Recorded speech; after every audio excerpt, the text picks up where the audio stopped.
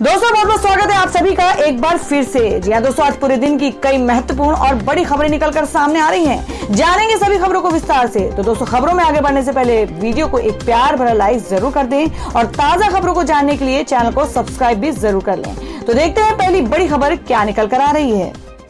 दोस्तों, आज की पहली बड़ी खबर निकल कर आ रही है जो कि किसानों के हवाले से आ रही है। आपको बता दें कि किसानों ने किया 14 दिसंबर को भूख हड़ताल का ऐलान, दिया दिल्ली चलो का नारा और वहीं एक गुट ने चिल्ला बॉर्डर खोला। जी हां, बात करें कि किसान नेताओं ने शनिवार को नए कृषि कानूनों के वापसी की मांग को लेकर आंदोलन को और तेज करने का ऐलान किया है। किसानों ने कहा है कि वे 14 तारीख को अनशन पर बैठेंगे। इस बीच किसानों ने कई टोल प्लाजा पर कब्जा कर लिया है और कई दूसरी सड़कें जाम करने की चेतावनी दी है। किसान यूनियन के नेताओं ने बताया है कि हमने आंदोलन को और तेज करने का फैसला किया है। राजस्थान के शाहजहांपुर के किसान रविवार को सुबह 11 बजे जयपुर दिल्ली राजमार्ग के जरिए दिल्ली चलो मार्च शुरू करेंगे। इस बीच किसानों ने वाहनों की आवाजाही के लिए चिल्ला बॉर्डर खोल दिया है। मौके पर मौजूद किसानों ने कहा कि हमारे नेताओं ने शनिवार को कृषि मंत्री और रक्षा मंत्री से मुलाकात की। सरकार ने कहा है कि वह हमारी मांगे मानेगी, इसलिए हमने सड़क खोली है। मालूम हो कि नोएडा दिल्ली के चिल्ला बॉर्डर पिछले 12 दिन से धरना प्रदर्शन के कारण बंद था। हालांकि सिगू बॉर्डर पर मौजूद किसान अभी भी कृषि कानूनों की वापसी की मांग पर अड़े हुए हैं। और दोस्तों, अगली खबर में आपको बता दें कि लालू यादव की तबीयत बिगड़ी, खराब हुई किडनी, कभी भी हो सकती है डायलिसिस। जी हम बात करें कि चारा घोटाले के 4 मामलों के सजायाफ्ता पूर्व रेल मंत्री और राजद सुप्रीमो लालू प्रसाद यादव की तबीयत बिगड़ गई है। रांची के रिम्स में लालू की देखरेख कर रहे डॉक्टरों की टीम के प्रमुख डॉक्टर उमेश प्रसाद ने बताया कि उनकी किडनी की कार्य क्षमता बेहद कम हो गई है। उन्हें कभी भी डायलिसिस की जरूरत पड़ सकती है। डॉक्टर ने लालू की हालत चिंताजनक बताई है। उन्होंने इस बारे में रिम्स निदेशक को लिखित सूचना दी है। आपको बता दें कि लालू के इलाज में जुटे डॉक्टर उमेश प्रसाद ने बताया कि उनकी हालत कभी भी बिगड़ सकती है। इस बारे में स्पष्ट तौर पर कुछ कहा नहीं जा सकता है। हालात चिंताजनक है। इससे पहले शुक्रवार को झारखंड हाईकोर्ट ने लालू की जमानत याचिका की सुनवाई करते हुए इसे 6 सप्ताह की तारीख दे दी। यहां लालू के वकील देवांशी मंडल ने कोर्ट से समय की मांग की थी। बीते दिन की सुनवाई के क्रम में कांग्रेस नेता और सुप्रीम कोर्ट के वकील कपिल सिब्बल नहीं पहुंच पाए थे। इधर सीबीआई ने कोर्ट में दाखिल किए गए अपने जवाब में कहा है कि लालू की हालत स्थिर है। वे रिम्स में भर्ती होने के बावजूद फोन से राजनीति कर रहे हैं। उन्हें फिर से रांची के बिरसा मुंडा केंद्रीय जेल भेजा जाना चाहिए। और दोस्तों, मैं अगली खबर निकल कर आ रही है। आपको बता दें कि सोनिया गांधी की जगह पवार के यूपीए का प्रमुख बनने की अटकलों को एनसीपी ने किया खारिज। और कहीं ये बात, जी आपको बता दें कि कांग्रेस अध्यक्ष सोनिया गांधी की देर सबेर राजनीति से दूर होने की चर्चाओं के बीच यूपीए के नए अध्यक्ष को लेकर कभी भी सियासी अटकलों का दौर शुरू हो गया है।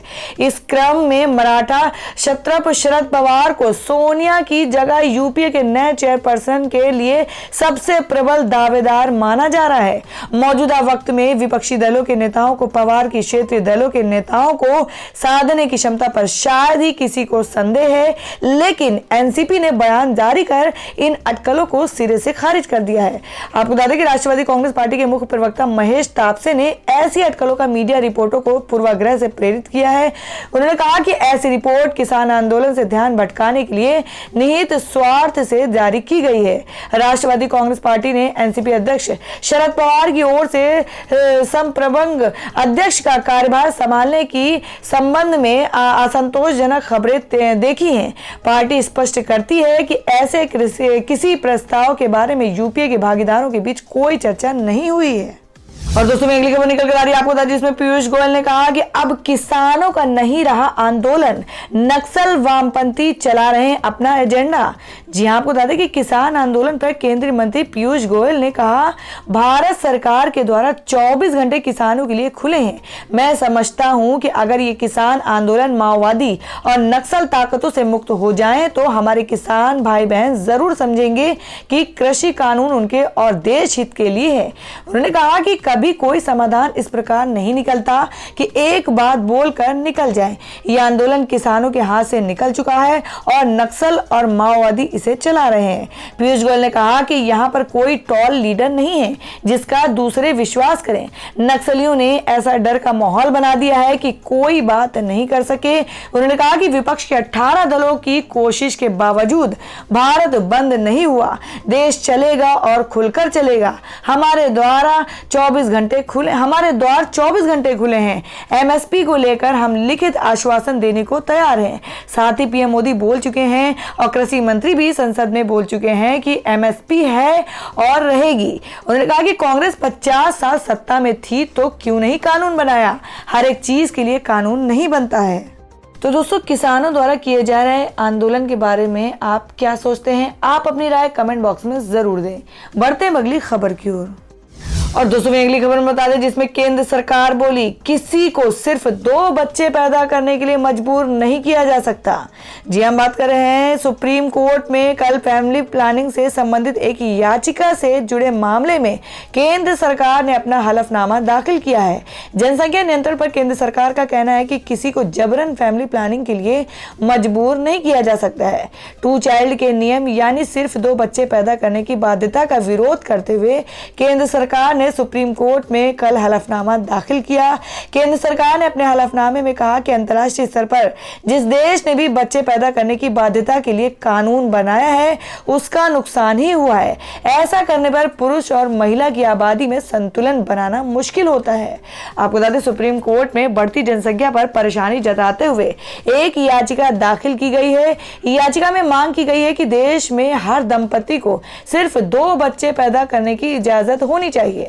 इससे देश की जनसंख्या को नियंत्रित किया जाएगा, लेकिन केंद्र सरकार इस सुझाव का विरोध कर रही है।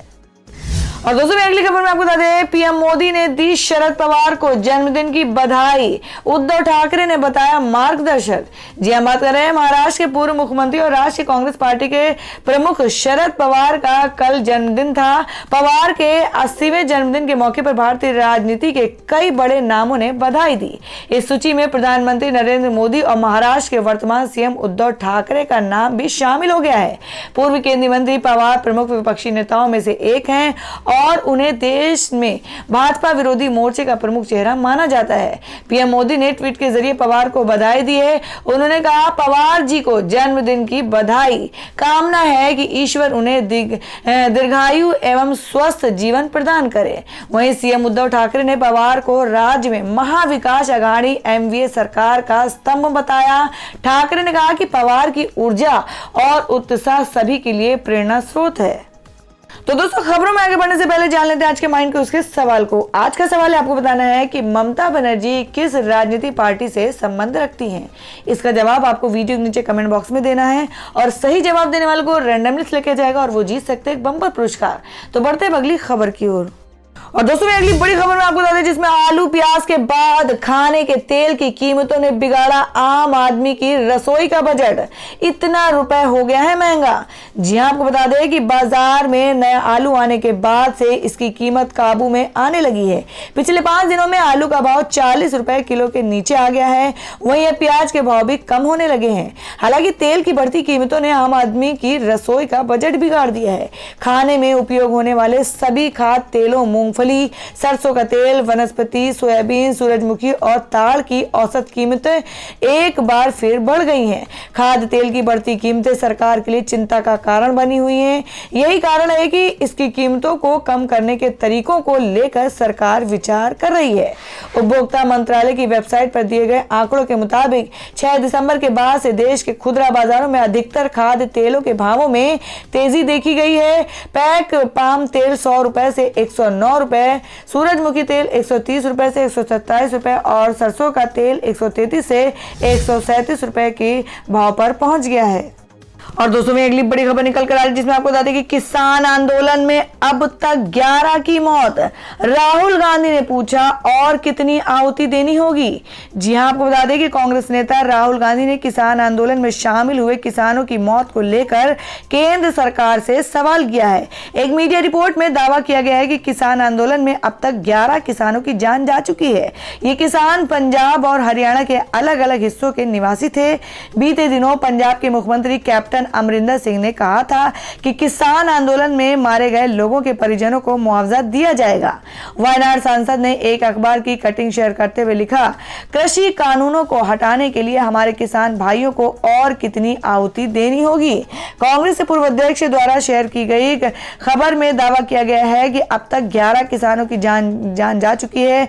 खबर में कहा गया है कि तन्ना सिंह, जनकराज, गजन सिंह, गुरजंट सिंह, लखबीर सिंह, सुरेंद्र सिंह, मेवा सिंह, राम मेहर, अजय कुमार, किताब सिंह और कृष्णलाल गुप्ता की मौत हो चुकी है। और दोस्तों मैं अगली खबर निकल कर आ रही जो कि मुंबई से है। आपको बता दें कि आम लोगों के लिए लोकल ट्रेन शुरू होने की उम्मीद कम, नाइट कर्फ्यू पर भी चल रहा है विचार। जी हम बात करें कि देश की आर्थिक राजधानी मुंबई में प्रशासन कोरोना वायरस को लेकर काफी सतर्क नजर आ रहा है। ऐसे में यहां फिलहाल सभी लोगों के लिए लोकल ट्रेन शुरू होने की संभावनाएं कम है। इतना ही नहीं, सरकार हालात बिगड़ने पर नाइट कर्फ्यू लगाने पर भी विचार कर सकती है। खास बात है कि देश के कई बड़े शहरों में वायरस की रोकथाम के लिए नाइट कर्फ्यू लगाया गया है। मुंबई में शुक्रवार को कोरोना वायरस के 654 नए मामले मिले हैं। शहर में अब तक 2,89,343 लोग वायरस की चपेट में आ चुके हैं और 1,09,59 मरीजों की जान जा चुकी है। कयास लगाए जा रहे थे कि मुंबई में लोकल ट्रेनें जल्दी ही आम लोगों के लिए भी शुरू हो सकती हैं। मीडिया रिपोर्ट्स के मुताबिक अधिकारियों ने यह साफ किया है कि फिलहाल ऐसा करने का कोई भी प्लान नहीं है। समाचार एजेंसी पीटीआई के अनुसार मुंबई म्यूनिसिपल कमिश्नर इकबाल सिंह चहल ने पहले कहा था कि क्रिसमस और नए साल पर होने वाले जश्न के बाद हालात को देखते हुए आम जनता को अनुमति पर विचार किया जाएगा। उन्होंने कहा था, क्रिसमस और नए साल की शाम के दौरान हालात को देखते हुए हम लोकल ट्रेन शुरू करने को लेकर फैसला ले सकते हैं। उन्होंने ये चेतावनी भी दी थी कि अगर लोगों ने लगातार कोरोना वायरस नियमों का उल्लंघन जारी रखा तो सरकार को शहर में नाइट कर्फ्यू लगाना होगा। उन्होंने शहर में देर रात चलने वाले क्लब्स को देखते हुए राज्य सरकार के नाइट कर्फ्यू को लेकर पत्र लिखा है। उन्होंने बताया, सरकार नाइट कर्फ्यू लगाने के पक्ष में नहीं है क्योंकि इससे लोगों में परेशानियां बढ़ सकती हैं। इसलिए 25 दिसंबर तक इंतजार करने और हालात देखने का फैसला लिया गया है। और हमें अगली खबर बता दें कि बिहार के बाद अब बंगाल की तैयारी। पश्चिम बंगाल विधानसभा चुनाव को लेकर ओवैसी ने पार्टी नेताओं के साथ की है बैठक। जी आपको बता दें कि ऑल इंडिया मजलिस-ए-इत्तेहादुल मुस्लिमीन पार्टी बिहार विधानसभा चुनाव के बाद अब पश्चिम बंगाल विधानसभा चुनाव की तैयारियों में जुट गई है। कल एआईएमआईएम चीफ असदुद्दीन ओवैसी ने हैदराबाद में अपने पार्टी नेताओं के साथ बैठक की, जहां पश्चिम बंगाल विधानसभा चुनाव को लेकर विचार विमर्श किया गया है। आपको बता दें कि अगले साल अप्रैल मई में बंगाल विधानसभा चुनाव होने वाले हैं। ऐसे में अब ओवैसी की पार्टी से अपनी सक्रियता वहां बढ़ा दी है। आज पार्टी नेता ने हैदराबाद स्थित पार्टी दफ्तर में नेताओं के साथ बैठक की है। इस बैठक को लेकर उन्होंने ट्वीट की जानकारी दी और बताया कि बैठक सार्थक रही। उन्होंने बताया कि इस बैठक में चुनाव को लेकर चर्चा की और आगे की रणनीति तय की है। दरअसल बिहार विधानसभा चुनाव के नतीजों से उत्साहित ओवैसी ने अब पश्चिम बंगाल में भी किस्मत आजमाने की तैयारी कर ली है। ये बात उन्होंने बिहार विधानसभा चुनाव के नतीजे के आने के बाद भी कहा है। और दोस्तों मैं अगली खबर में आपको बता दें, जिसमें आम आदमी पार्टी ने एमसीडी पर लगाया 2,500 करोड़ के कथित घोटाले का आरोप। गृह मंत्री से की सीबीआई जांच की मांग। जी आपको बता दें कि कोरोना वायरस काल में डॉक्टर, नर्स और अस्पताल के स्टाफ महामारी से सीधी लड़ाई लड़ रहे हैं। इस बीच दिल्ली के नगर निगम अस्पतालों में कई महीने से सैलरी न मिलने से डॉक्टर्स और अन्य स्टाफ अपना विरोध व्यक्त करते हुए हड़ताल पर चले गए हैं। इस बीच दिल्ली सत्तारूढ़ दल आम आदमी पार्टी ने नॉर्थ एमसीडी पर निशाना साधते हुए भ्रष्टाचार का आरोप लगाया है। आम आदमी पार्टी नेता आतिशी मारलेना ने कहा है कि नॉर्थ एमसीडी साउथ एमसीडी का 2,500 करोड़ रुपए का बकाया माफ कर सकती है, लेकिन डॉक्टर्स और अस्पताल के स्टाफ को तनख्वाह नहीं दे सकती। शनिवार को एक प्रेस कॉन्फ्रेंस के दौरान आम आदमी पार्टी की नेता आतिशी मारलेना ने कहा, नॉर्थ एमसीडी बार बार कहती है कि हमारे पास डॉक्टरों, नर्सों और कर्मचारियों को देने के लिए पैसा नहीं है, लेकिन नॉर्थ एमसीडी साउथ एमसीडी का 2,500 करोड़ रुपए का बकाया माफ कर उसे जीरो कर सकती है। तो सवाल यह है कि 2,500 करोड़ रुपए गए कहां? इसके अलावा आतिशी मारलेना ने ऐलान किया है कि एमसीडी के कथित घोटाले को लेकर आप कार्यकर्ता कल यानी 13 दिसंबर को दिल्ली के उपराज्यपाल और गृह मंत्री अमित शाह के आवास के बाहर विरोध प्रदर्शन करेंगे। और दोस्तों अगली खबर में जान लेते हैं क्या है आज देश भर में मौसम के ताजा हालात। जी आपको बता दें कि देश के कई राज्यों में कोहरे का असर, दिल्ली में हो सकती है आज बारिश। जी हम बात करें कि देश के कई राज्यों में ठंड के चलते कोहरे का असर देखने को मिल रहा है। पूर्वी यूपी, पंजाब, राजस्थान, बिहार, सिक्किम, पश्चिम बंगाल, ओडिशा के कई इलाकों में कोहरे के आसार जाहिर किए गए हैं। IMD के अनुसार मध्य प्रदेश, उत्तराखंड, मध्य महाराष्ट्र, चंडीगढ़, दिल्ली, हरियाणा और पंजाब के कुछ इलाकों में बारिश हो सकती है। मौसम विभाग ने आशंका जाहिर की है कि उत्तराखंड और पंजाब के कुछ इलाकों में ओलावृष्टि भी हो सकती है। तो दोस्तों ये थी अब तक की सभी बड़ी खबरों की अपडेट्स। टुडे ब्रेकिंग न्यूज और लेटेस्ट खबरों को देखने के लिए हमारे चैनल को सब्सक्राइब जरूर कर लें, वीडियो को लाइक और शेयर भी जरूर कर दें अपने दोस्तों और रिलेटिव्स के साथ। तो दोस्तों फिर मिलेंगे काम की खबरों और सरकारी योजनाओं की एक और नई वीडियो के साथ। तब तक के लिए धन्यवाद दोस्तों।